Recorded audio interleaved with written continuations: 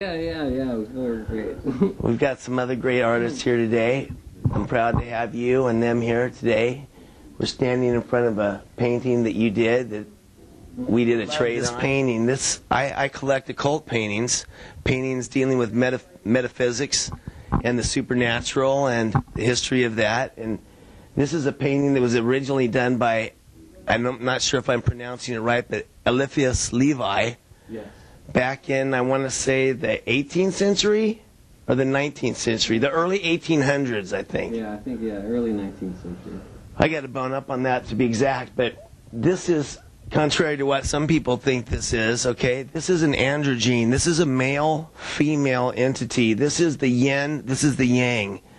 This is the beast, this is the scarlet woman, you know? In Crowley's system, it was the beast, the Scarlet Woman, the Whore of Babylon. It's the same thing, yin, yang. Whatever you call it, yin, yang.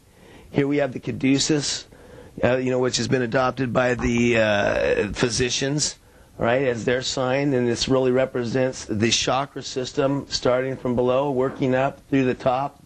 Main chakra, the energy coming down, the God source, the one. And this is a fabulous painting. I've seen sketches of the original, but I've never seen a painting of this done like this before, this magnitude. The eyes, I want to call attention to the eyes, just show the sadness of the world, and I love this painting, and I cherish this painting. Baby Baffy playing the violin, which is really unusual. What led you to that?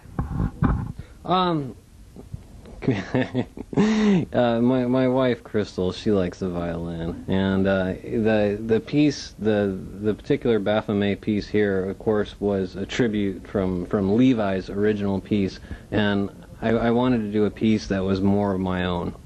So the original. What about the eyes, though? I mean, the eyes are incredible. With all my paintings, the eyes are the most important, and with that one in particular, I wanted it to show how sad, it was. So, but wow, your description is better than I could have ever done. It's a wonderful piece, that's for sure. It's a very wonderful piece. Do you still have pieces available, the copies of this signed? Yeah, I've got small prints, and then I've got skateboards, which I'm working on a skateboard line. And that other Baphomet piece is the baby Baffy, right? Yeah. And it's playing the violin. I'm thinking like The Devil Goes Down to Georgia, some kind of a thing like that's going on here. Yeah. I like old country music, actually, so since it was my own version, I decided to kind of mix it in together. You like the old stuff, like the Hank Williams and the... Yeah, anything before 1985. You're right. That was the classic stuff. That was the classic era. That piece is Mona and Lisa, and it's pretty much, or Mona and the Green Fairy, and it's it's inspired by just getting drunk off absinthe, and that's where it comes from.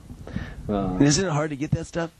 And it's a lot easier now because the law is cool with it, But yeah, before it was, you had to special order it from Czechoslovakia. I heard you hallucinate on that stuff. Is that true? I think a little bit. I want to get some of that stuff. John, can you get some? Can you please get an order online, straight from Amsterdam? We want some absinthe. It's a wonderful piece. I love that piece. When I walked in, we were doing a show, just you, at the Art of Framing. Yeah. All right, and this piece was at the very end, the far wall. And the green. I remember there's a red one, too, that I really like. What happened to the red one? No, I still have the red one. Oh, really? It has its own story. It has nothing to do with absinthe. It seemed like it kind of went with... It seemed like another like a Rembrandt. Yeah, I was actually working on a different way of applying paint. That piece isn't on canvas, but it's actually on plexiglass. And it's funny. It is on plexiglass. It is, yes. And who would know that? The name Dark Vomit. Yeah. How did that come? Your given name is Kelly Hutchison. That's correct. But if they want to look you up online, they go to darkvomit.com, right? Mm-hmm. All right. Now, how did you come up with Dark Vomit? I mean, it's an awesome name. People don't forget Dark Vomit. That's the reason why. And actually, one of the reasons why I came up with Dark Vomit was I believe that the art that I wanted to do, it wasn't like going to be art that necessarily makes people feel good. I want to do art that kind of exposes stuff and make people see and look at things in a different light. If you go to my website and you look at all my artwork and you feel really happy about the world, then I'm doing something wrong. You'll know when you go. But you know what? Your stuff doesn't make me feel bad. It makes me think. Exactly. You know, it makes me think about things. Kind of like Crowley. Crowley makes you think, you know, about things in ways you've never thought about things before.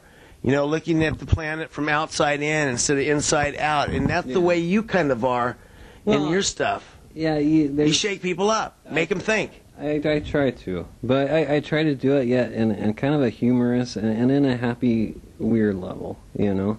So, yeah, you do. But Dark Vomit, I used to call it a regurgitation of my most inner thoughts. But now it's just a fancy catchphrase, and everybody misspells my last name, so it's hard to misspell vomit. So. Yes, I did a video game, virtual reality, and actually the Baphomet piece is one of the centerpieces within. I saw it. It was totally awesome. You got to go to, tell them where to go to see that. Darkvomit.com. Darkvomit.com. You'll see this piece. You'll see these pieces. You'll see more pieces. I'm telling you, if you haven't been there, you got to go there.